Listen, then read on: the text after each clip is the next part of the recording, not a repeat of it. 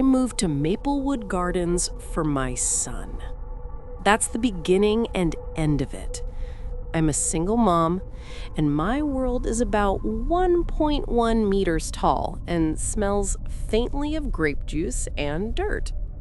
Zimmer, he's 4, and I wanted him to have the things I didn't. A yard, friends next door, the freedom to ride his little red tricycle on the pavement without me having a heart attack. My old apartment was on the 4th floor, the windows were painted shut, and the only green space was a concrete courtyard that smelled like old garbage. I wanted better for him.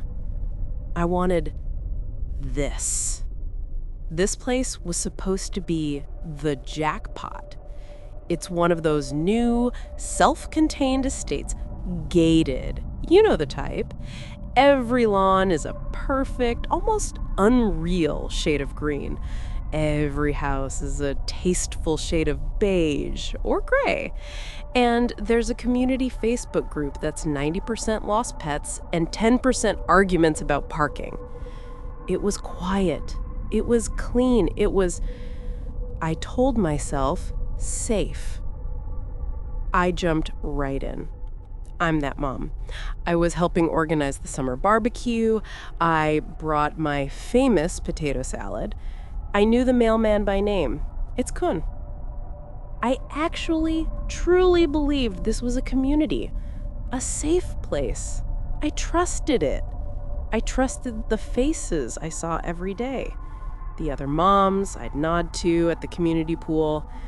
The friendly dad who always barbecued. That's the part that really kills me. The trust. It all shattered 2 months ago. It started with Chun. She's 3 doors down, a quiet woman, always had a shy smile.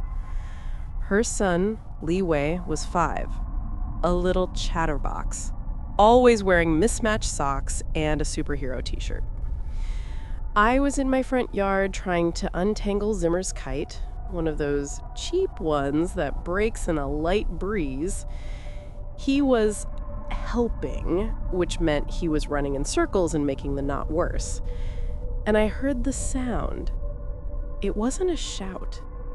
It was a scream, but hollow. I've never heard anything like it.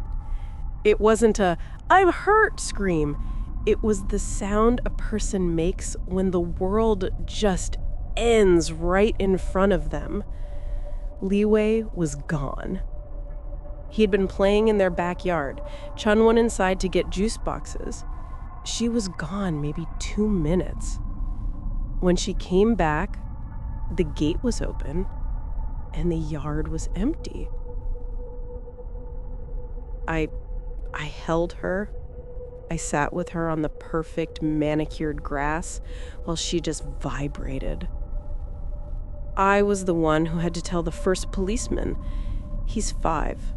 He's wearing a blue t-shirt with a dinosaur on it. We all told ourselves the worst case scenario, that he'd wandered, that he'd found a gap in the fence. But this place is locked down. The gates are code operated. The fences are high. We looked. The whole estate. We went through every backyard, every garage, every pool shed. Nothing. The police brought dogs. Nothing. It was like he just evaporated into the perfect, sunny afternoon.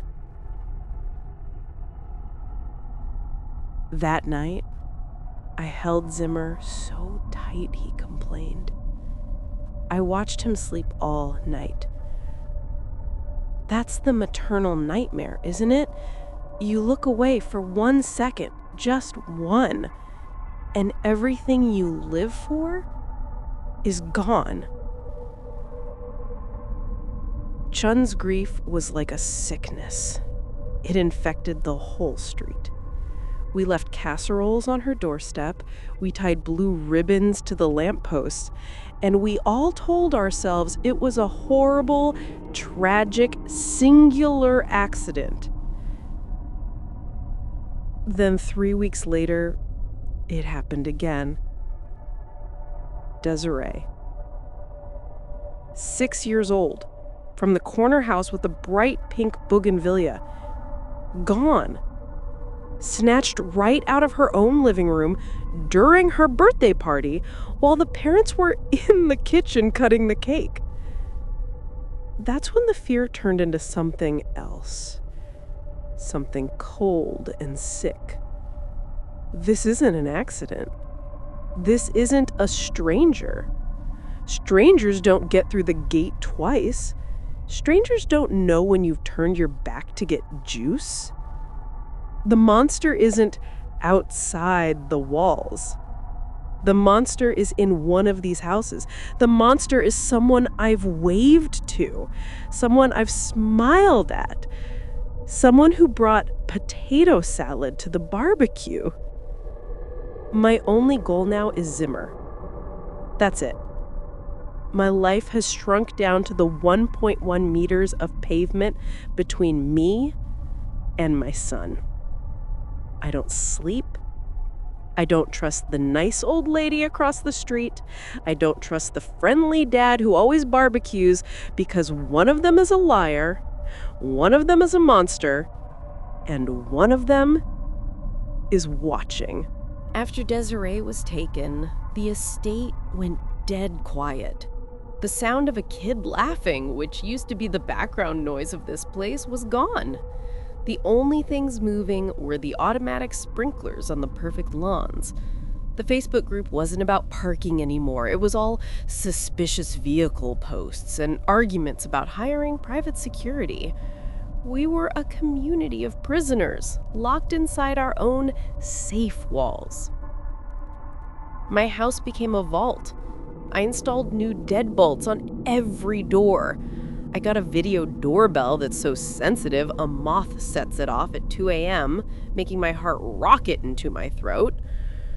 Zimmer isn't allowed in the yard alone. Not for a second. We play inside.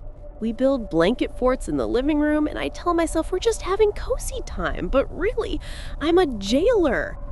He cries sometimes, pointing at his tricycle by the back door, and I have to lie and say, "It's too rainy," even when the sun is splitting the stones. I'd rather him be bored and alive than gone. Chun started stopping by. At first, it was just sad. We'd have tea. We wouldn't really talk. We'd just sit. Two mothers. One who'd lost her son, one terrified of losing hers. It felt supportive in a dark, twisted way. I was her friend. I was the one who held her on the lawn. I was the one who understood. Then last Tuesday she came over. She looked awful. Thin, pale, her eyes looked like two burnt holes in a blanket. I made her tea, my hands shaking a little. Zimmer was playing with his wooden blocks on the living room floor, making a tower. He was humming to himself. I went to the kitchen to get the kettle, just like she did. Gone for maybe 2 minutes. When I came back, Chun was on the floor with him. Her back was to me. She was stroking his hair, his fine blonde hair. Zimmer had frozen, the way he does when a stranger is too close. I heard her whisper. It was so quiet, I thought I'd misheard it. "There you are, Li Wei. Mommy missed you so much." My blood went cold. Just icy. I must have made a sound, a little gasp, because she's snapped her head around. Her eyes were unfocused, blurry. Then she blinked, and she was Chun again. She gave me this watery, broken smile. He looks so much like him, Anda. The hair, it's just like Li Wei's.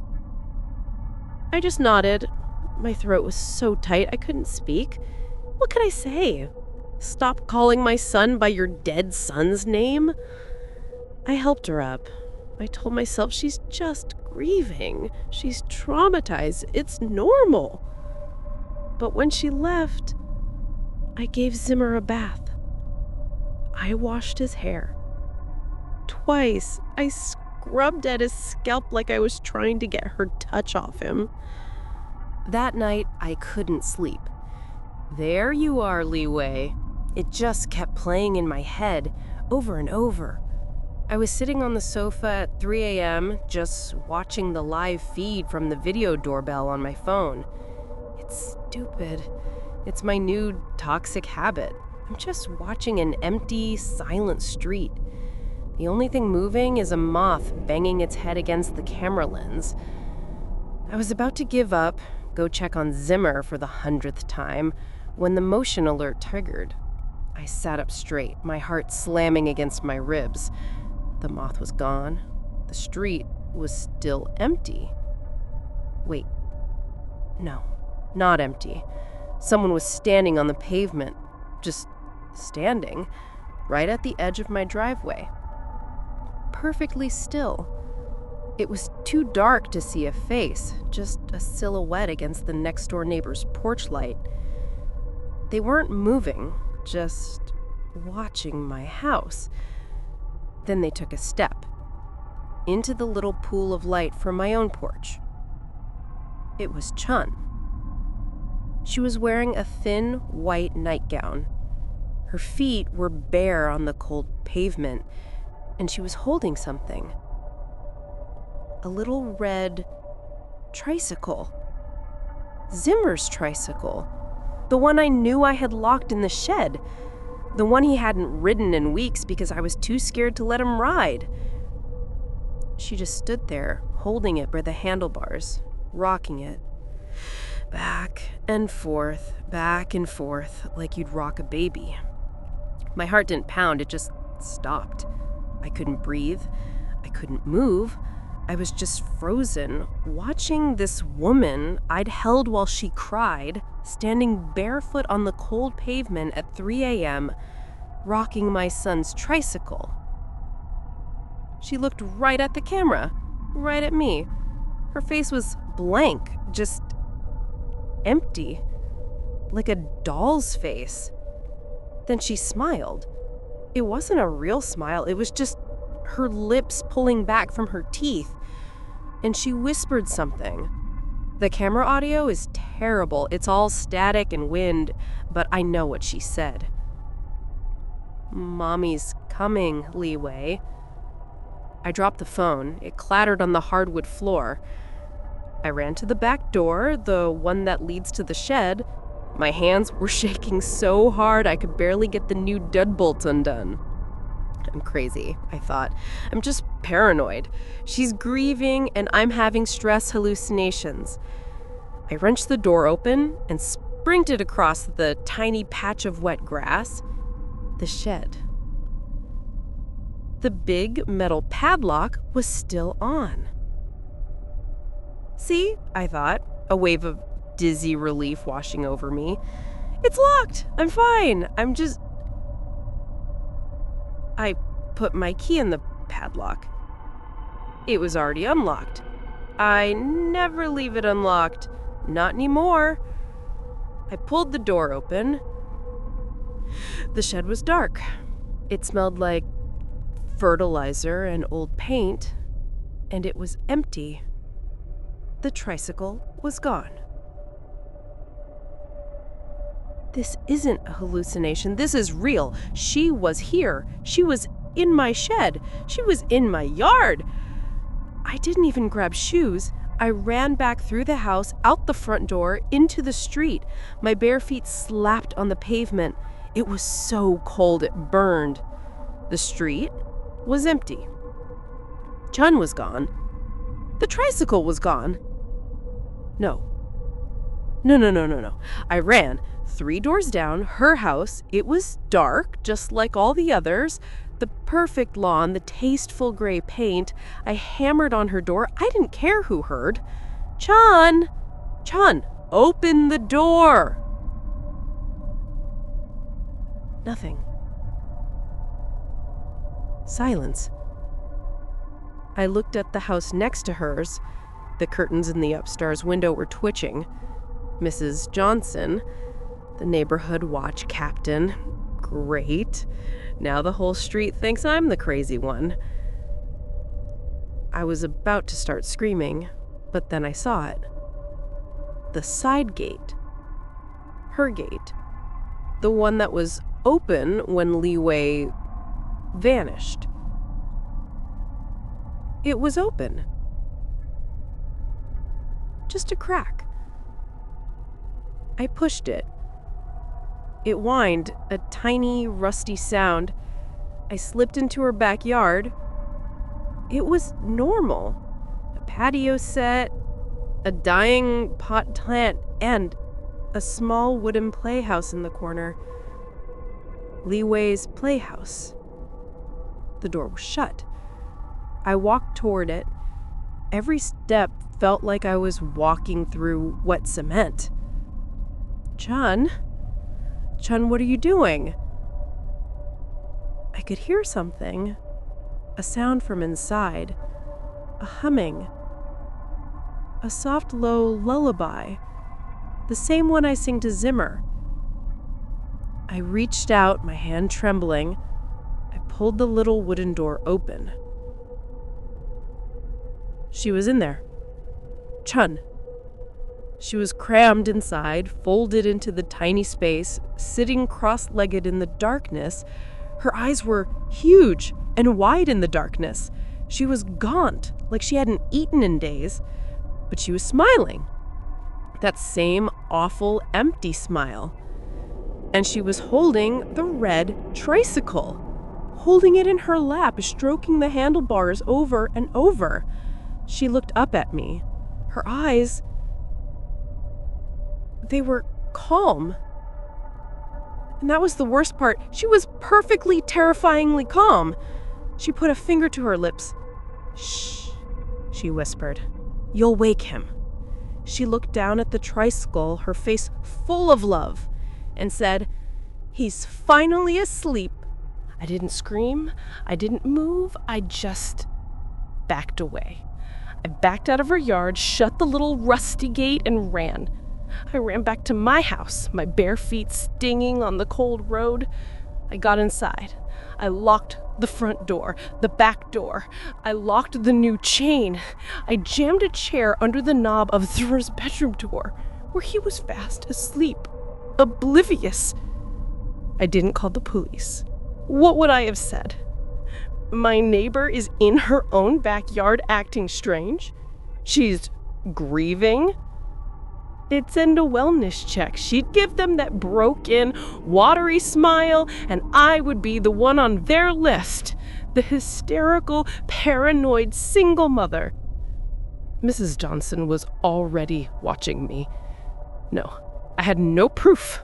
Just a missing tricycle and a feeling in my gut so cold it felt like I swallowed ice. I knew she was coming for him. I sat on the floor outside Zimmer's room all night just listening. Nothing happened. The next day, I was a wreck. I kept Zimmer inside. I told him we were having a movie marathon. I think I watched the same animated movie about talking cars 4 times.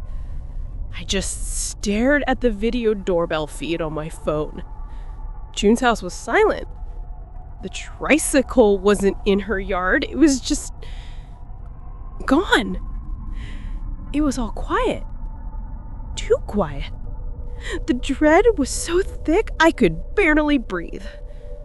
That night, I put Zimmer to bed. I read him his story. I sang him the lullaby, but I didn't go to my own room. I dragged his little foam playmat into his room, took a pillow, and laid down on the floor next to his cot. I was just drifting off, my body finally giving in to exhaustion when I heard it.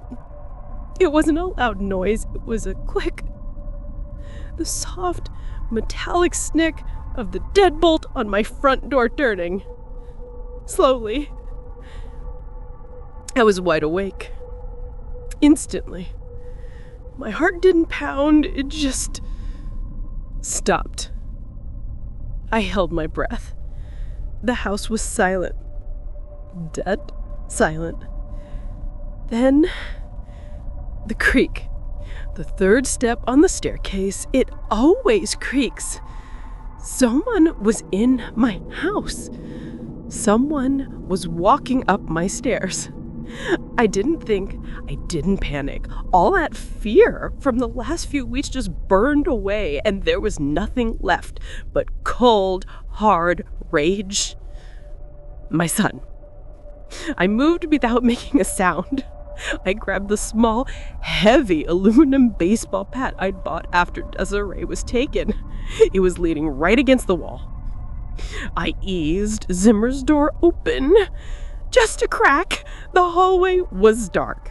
The only light was a thin, watery strip of moonlight from the landing window.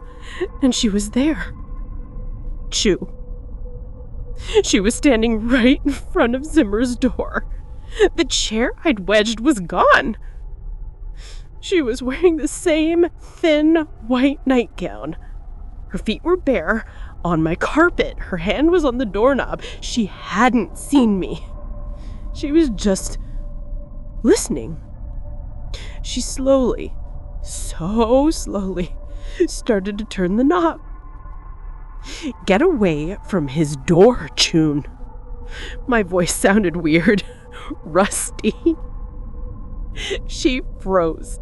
She turned her head. Her face was just a pale oval in the dark. She didn't look scared. She didn't look guilty. She looked annoyed, bothered, like I was the one who was wrong.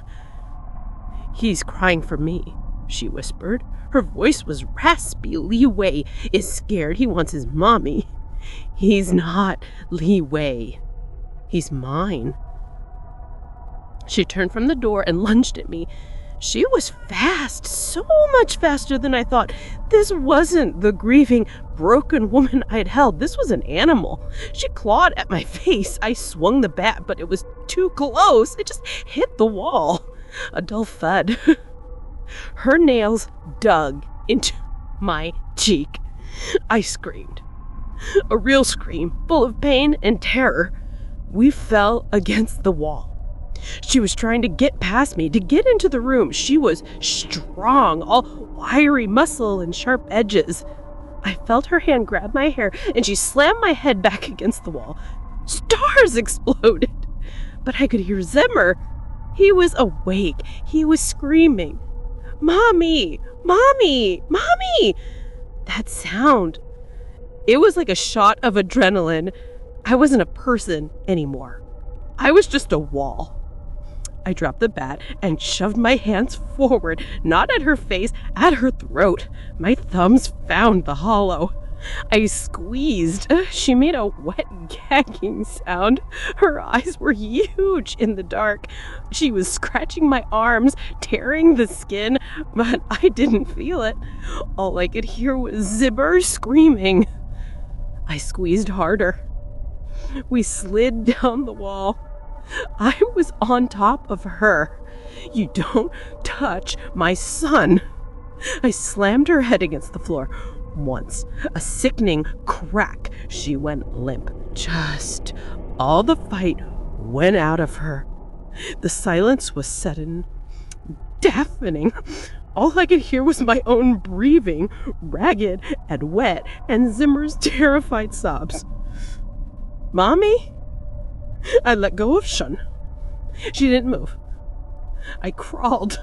My legs wouldn't work. I crawled to his cot and ripped him out of it. I held him so tight. I backed out of the room, my eyes fixed on the shadow on the floor. I ran down the stairs, past my front door, which was standing open, the lock picked with a terrifying professional-looking tool. I ran out onto the pavement. I didn't stop until I was under a streetlight. My face was bleeding. My arms were ribbons. I was just standing there in my pajamas in the cold, holding my sobbing child. The lights came on. Mrs. Johnson's. She was on her porch with her phone to her ear. She was the one who called the sirens. Finally. I saved him. That's what they all say. The police, the neighbors, before they started avoiding my eyes. My mom on the phone. You're a hero, Amanda. You saved him. I did. He's right here. He's sleeping in my bed, not his. He hasn't slept in his own room since. I don't think he ever will again. They took Chun away. She's not in jail. She's in a hospital. It turned out Li Wei was never taken. He was in their attic. He had been the whole time. The police think he fell from the attic stairs, playing where he shouldn't have been. An accident. He broke his neck. And Chun just broke. She couldn't face it. She couldn't accept it, so her mind erased it. She hid him, and then she created a new story. A story where he was stolen. She needed that story so much. She made it real.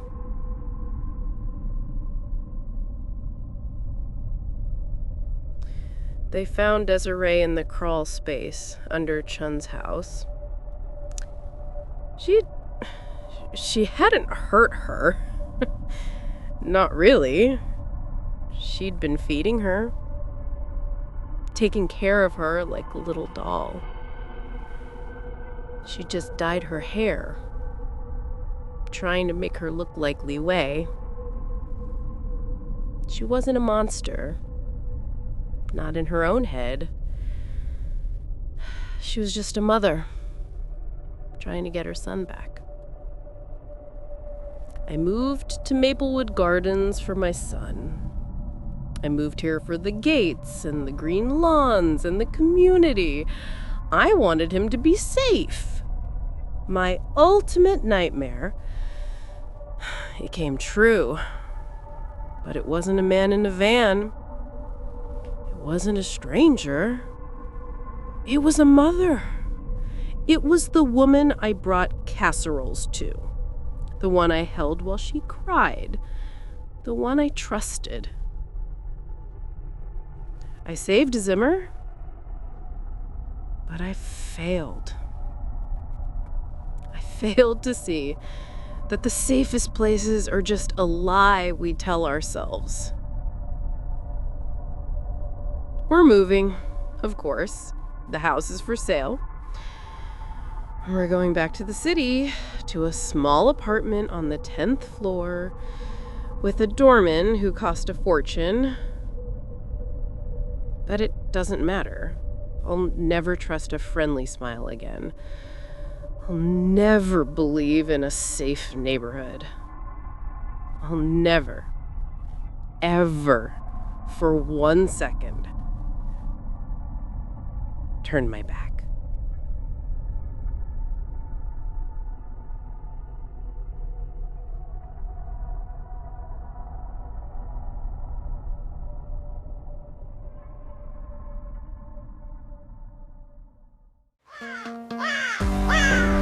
There are more scares to share. Press the like button and subscribe so you don't miss a single terrifying moment. You're helping me investigate the deepest, darkest corners to bring you stories that haunt your dreams.